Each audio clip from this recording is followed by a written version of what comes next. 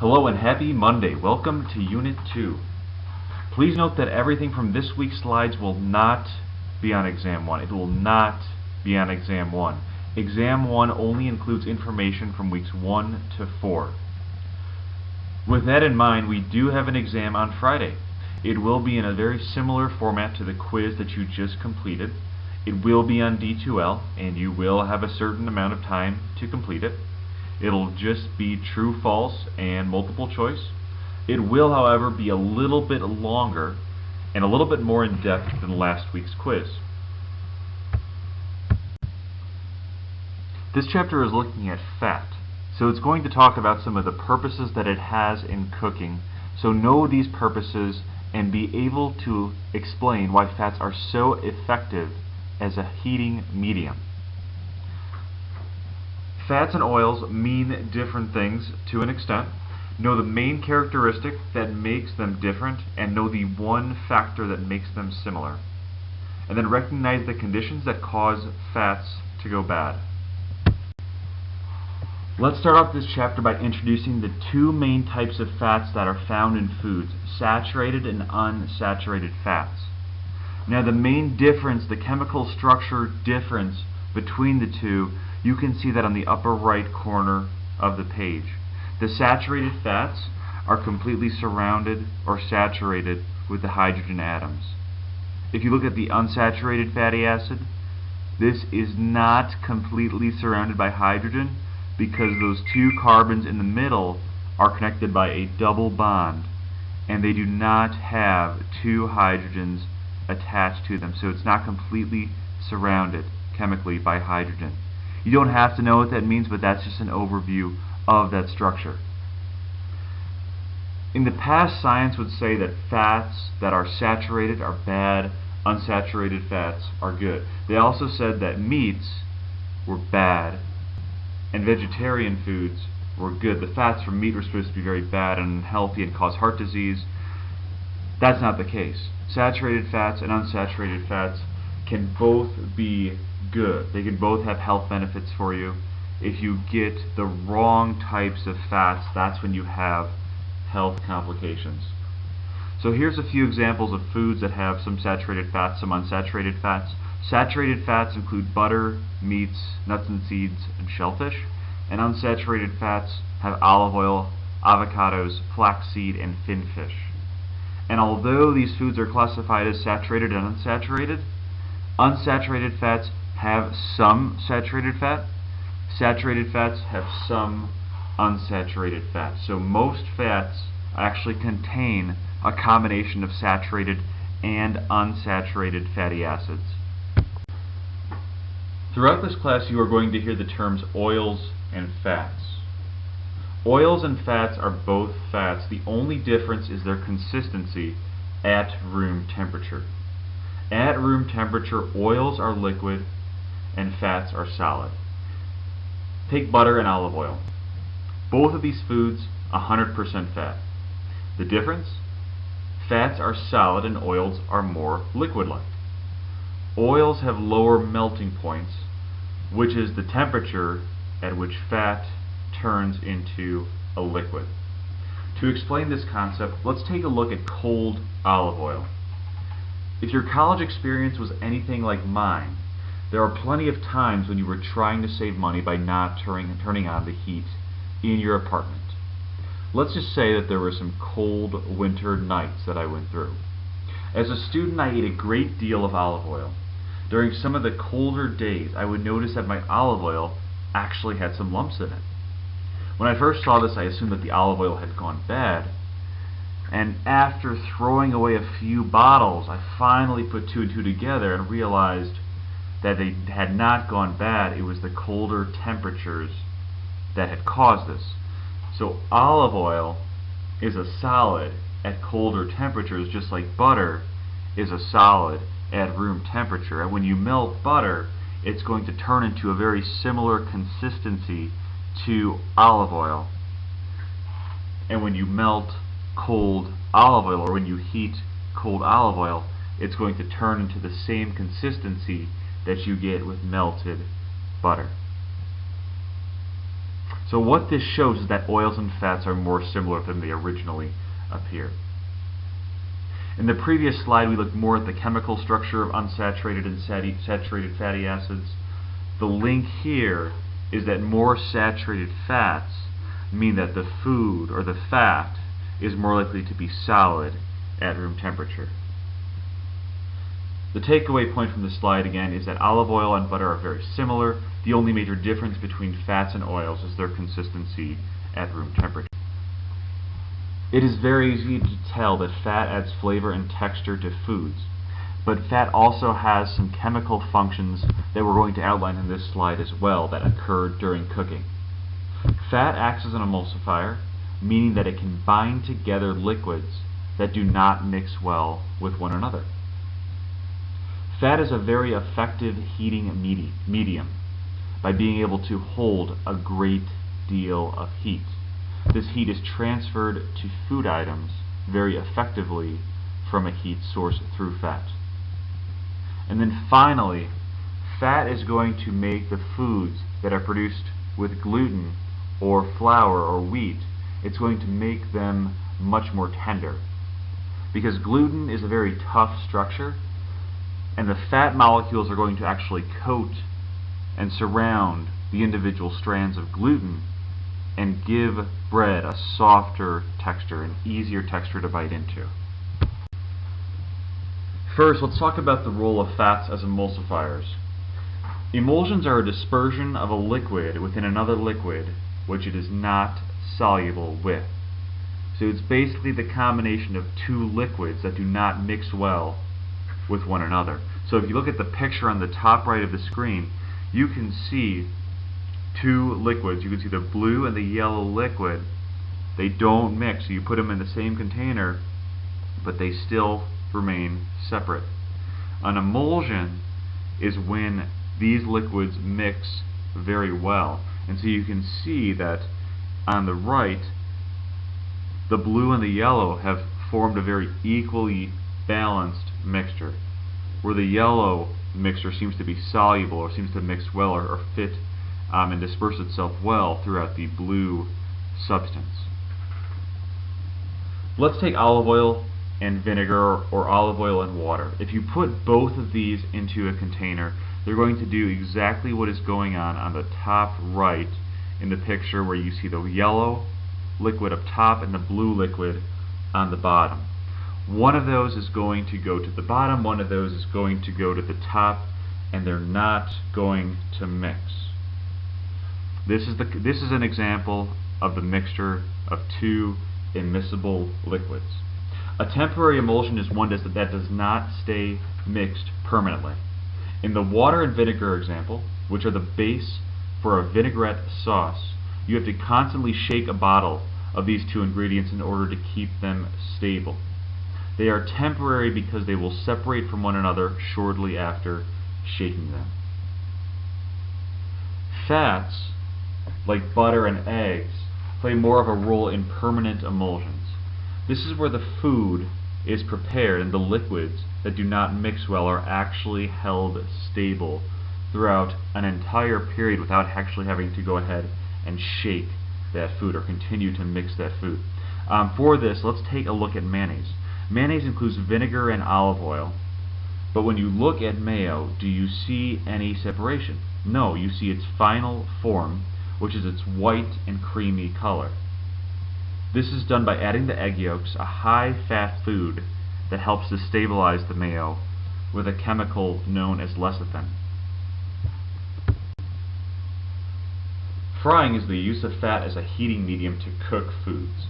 By itself, the simple definition of frying is to cook foods with fat. A byproduct of frying is that the fat used in cooking will be incorporated into the foods, which will help to soften the food and then add tenderness. When you hear the term frying, you may immediately think of deep frying, which is known for negative health consequences because it breaks down the fats, which causes the fats to become oxidized and then hold a risk for developing carcinogenic or cancer-producing properties. There are still actually ways that are healthier that you can fry fats, and these include stir frying and sautéing, where you will cook fats at a lower heat, which is going to keep those fats intact. We mentioned earlier that oils and fats are a very effective heating medium. A heating medium is a source of heat transfer, and I'll explain this briefly. If we were to take 5 eggs, crack these 5 eggs, and throw them onto a hot frying pan, they would cook and become edible. However, you would have a very hard time flipping the eggs or mixing them because the part of the eggs that touch the pan would stick and burn. We transfer plenty of heat to the food since the pan can hold plenty of heat without its structure becoming compromised, but the food will not be cooked properly this way. When we add oil and butter to the pan, the food will receive heat more efficiently, meaning that it will be cooked more thoroughly and easily without having the food waste that we would have if we were to put the food directly on the pan without any oil. Also, oils and fats can hold a great deal of heat because they can sustain hot temperatures that are so high, so the foods that are being cooked can be cooked at these higher temperatures. No matter how high the level of heat is on our stove, we will never be able to boil foods in water above 212 degrees Fahrenheit, because if the water becomes any warmer than that, it will evaporate and not remain in the water that is cooking the food. Among the oils and fats, olive oil, coconut oil, and butter are all excellent mediums for heat transfer because they are not easily destroyed at higher temperatures. When we heat fats and oils, there are 2 changes that are going to occur. Number 1, they are going to melt, and if we continue to increase the temperature, they're going to start smoking. The melting point is when fats turn into liquid. Oils have lower melting points since they are already liquid at room temperature. If we add a little bit of heat to a solid fat such as butter, we will cause that fat to melt and turn into a liquid. To understand the concepts of oil's melting point, we would have to put the oil in a cold environment in which the oil was solid, and then heat that oil until it returns to its room temperature liquid form. The main point is that the melting point is going to occur at a lower temperature for oils than it will for solid fats. The smoking point is a different story. Smoking point is associated with a very high temperature, and it is the point at which fats begin to be destroyed. You will actually see smoke coming up from the fats when they reach their smoking point. We will not go too deep into the details, but this is the point where fats become oxidized, which creates free radicals that are linked to an increased risk of cancer once they are consumed. Most fats can be heated to very high temperatures, to about 300 to 450 degrees Fahrenheit, before the fat is destroyed. But a fat like avocado oil can be even heated to over 500 degrees. Did I not tell you that fats were effective sources of heat transfer? 500 degrees is very hot. By now you know that fats play a role in increasing the tenderness of a food. This slide shows how fats increase the tenderness of a baked product that uses a source of gluten, and most baked products do. Gluten contributes to a very tough structure in foods. Instead of adding tenderness simply by being present in the foods, fats and oils have a chemical reaction that occurs with the gluten to create an optimal level of tenderness. Fat molecules do this by surrounding and providing a coat for the gluten molecules, which creates a soft and creamy texture. Next time that you are in the cafeteria and you eat a pie or a pastry that's made with flour, and most are, taste how soft that dough is, and say thank you to the fat for allowing the crust to be so soft when you eat it. It's pretty good, right? Fats and oils can go bad through a process known as rancidity. This is the chemical spoilage that occurs from undesirable environmental factors. The main causes of rancidity are exposure of fat to oxygen, high levels of heat, and exposure to water. Take a second and think about this. Your olive oil is always sealed, and this is so that it is not exposed to oxygen. When you heat foods to too high of a temperature, they will break down and become destroyed. When fats are spoiled, they will have an undesired structure and a negative health consequence. So there are two forms of rancidity. One is hydrolytic and one is oxidative. Hydrolytic rancidity is the breakdown of fats that is related to its exposure to water. The combination of water and fat does not necessarily lead to rancidity, but it can. Oxidative rancidity occurs when a fat is exposed to an excessively high level of heat and when it spends too much time in an environment that contains oxygen. The main points to take away are that oxygen, water, and heat are the major contributors of rancidity to fats. The exposure of oxygen to fat is in some ways inevitable. There are going to be many times during food production and when a person is eating that a food will be in the presence of oxygen. To prevent the breakdown that occurs from exposure of fats to oxygen, we can add antioxidants to the fats, which will actually prevent the oxidation process from occurring. Antioxidants that are commonly used for preserving fats include vitamin C, vitamin E, and beta-carotene. Beta-carotene is a form of vitamin A. There are chemically manufactured antioxidants that can be used as well to keep foods in optimal form, but note that you can get plenty of antioxidants from natural sources. Trans fat is a type of fat that you may be familiar with. Trans fat is a type of unsaturated fatty acid that is mostly unnatural to our food supply. We can find trans fats in some foods that occur naturally, but this is usually in very small amounts. The types of trans fats that we are looking at are the ones that are created chemically and are not produced naturally. The chemical structure of trans fat is such that it is very stable and not easily broken down. This can actually be a good thing because it will take a much longer time for food spoilage to occur if the food does contain trans fat. Trans fat obtained a greater role in our food supply during World War II and the Great Depression, when fresh foods were in low supply and we needed to have backup food sources in the case of food shortage. So this was added to many foods to keep them stable, and we actually thought that this was a good thing. In the early 1990s, there was research that started to thoroughly examine the effect of trans fat on our health. At first, we learned that trans fat was bad and related to heart disease and plaque development in our arteries.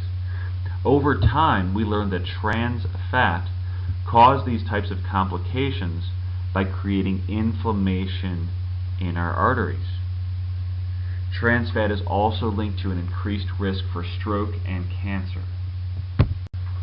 Fortunately, trans fat is on its way out. There are still plenty of foods that contain trans fat, even ones that say 0 grams trans fat on the food label. If you take a look at any peanut butter that does not have the word natural on the front of the label, take a look at the ingredient list. If you can find hydrogenated in any form on that list, that food contains trans fat. You may be surprised to look up higher on the food label and see that there are actually 0 grams of trans fat. It still does have trans fat, but it has 0.49 grams or less, an amount that can still be significant. Thankfully, in a few years you will not have to put up with this confusion. The FDA has recognized the harmful effects of any intake of trans fat, and because of this, has scheduled for all foods that have trans fat in them to be removed from our food supply by 2018.